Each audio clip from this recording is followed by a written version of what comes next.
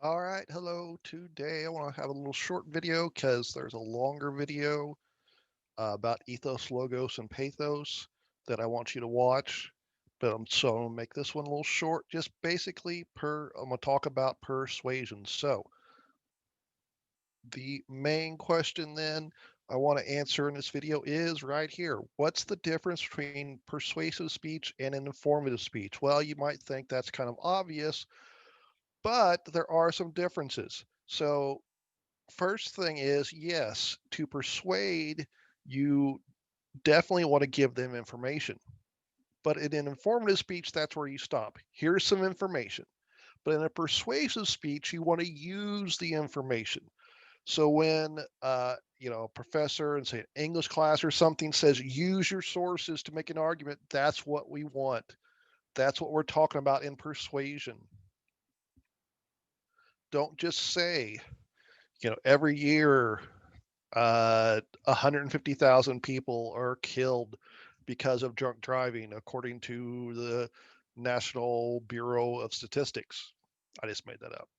Don't just say that, use that information. Okay, according to the statistic, this many people are killed by drunk driving.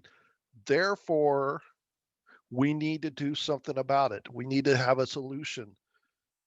This is my solution. This is what we need to do. And it's trying to convince people. So, yes, informative speaking just tells you here's the facts. Here is the options. Where do you want to go out to eat? Well, what is there to eat? Here's what there is to eat.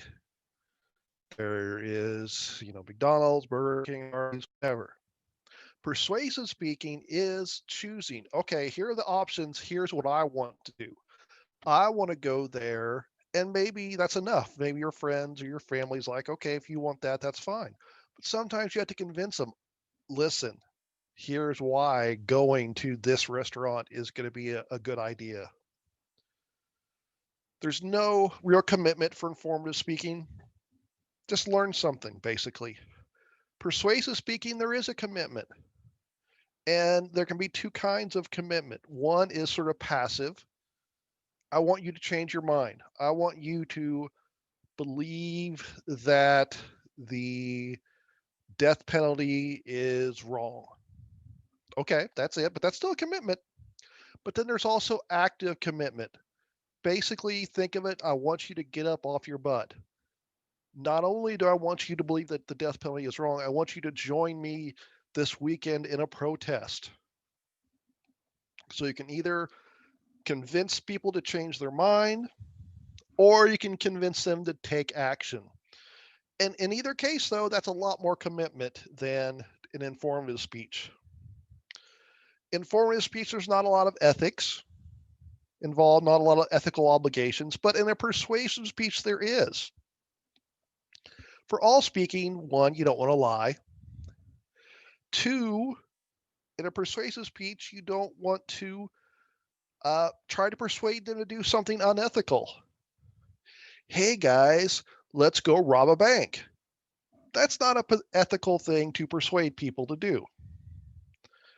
You also have the ethical obligation not to misrepresent your side. So I always think of the example of nuclear power.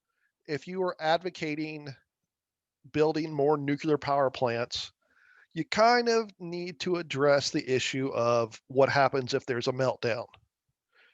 It would be unethical to ignore the downsides.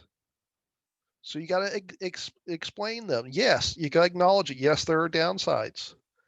However, what you can do is counter argument or explain why those dangers are not that dangerous.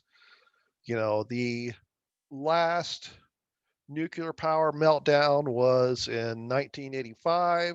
It was at a plant that was already 30 years old. In the 60 years since that plant was built, there have been lots of advances in the design of nuclear power plants, making it very unlikely or something like that. Of course, you would want to use evidence to persuade your audience. You would want to use that evidence to make your argument that the bad side, the downsides of nuclear power were not that bad. Emotional appeals is another one. So not only can you make a rational argument, you can also make an emotional appeals. That's the pathos. And so again, the video I want you to watch talks about pathos. In informative speech, you don't really have an emotional appeal. Here's how to make a cake. Here's how the nitrogen cycle works. Persuasive speech, hey, I want you to join me in a rally to end the death penalty. Look at the sad stories of the people on death row. Think of the good old Sarah McLachlan, sad puppies. Now, it can be a fallacy, it can be a bad argument to use emotional appeals when it's not necessary, when it's not relevant.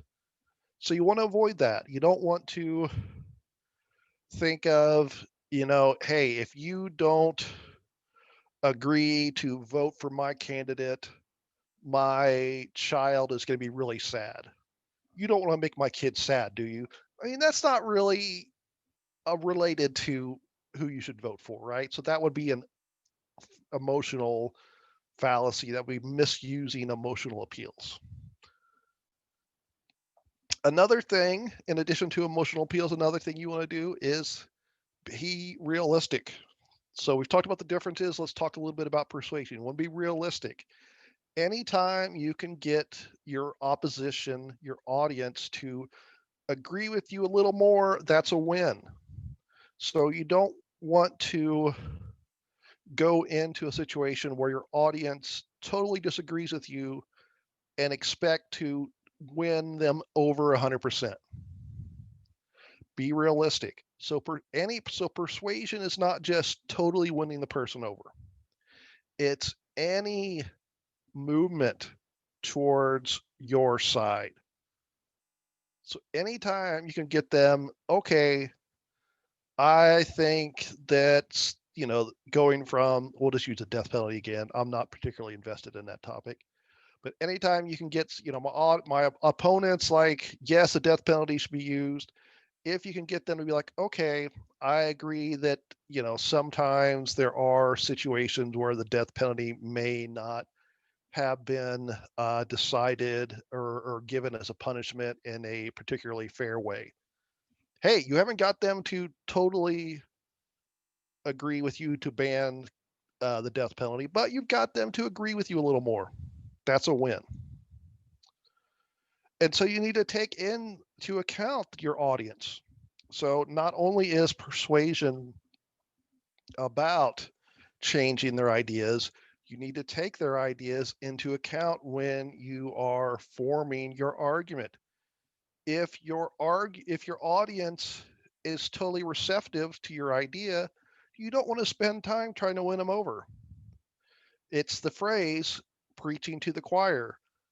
So what does that phrase mean? Well, if you're in church, you don't want to spend your entire time trying to convince the choir to join your religion, because obviously they're already part of your religion. So why would they be there if they weren't? Of course, you can think of examples of why, but realistically, they're probably already into your religion, a believer of your religion. So you don't want to spend your time preaching to the choir. Well, what should you do? Well, maybe you can reinforce their opinions. Maybe you can encourage them to spread the word. Maybe you can encourage them to be more invested in the church.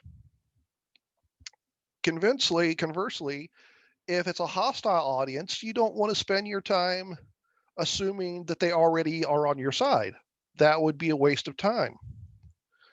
Neutral audiences, they're like, I don't really know. But what's an apathetic audience? They don't care. You know what? I've never killed anybody. I don't know anybody that's been killed, murdered. Why should I care about the death penalty? So you got to approach that differently. You got to approach each of these audiences differently. All right, so that's just a little bit of what I want to talk about. So to review, Persuasion, what is it in general? It's different than informative speaking. It says here, it's the process of creating, reinforcing, or changing people's beliefs or actions. And it involves directing, guiding, or appealing to thinking, logic, or emotions. So this is ethos, logos, and pathos. And persuasive speaking and public speaking is the art of using words. So we're not talking about, I'm going to beat you up. That's not really persuasion, right? Okay. So that's what I wanted to say about persuasion in this video. Next, I want you to go watch this other video. It's not going to be me. I know it's disappointing, but about ethos, logos, and pathos. All right. I'll see you next time. Stop the recording.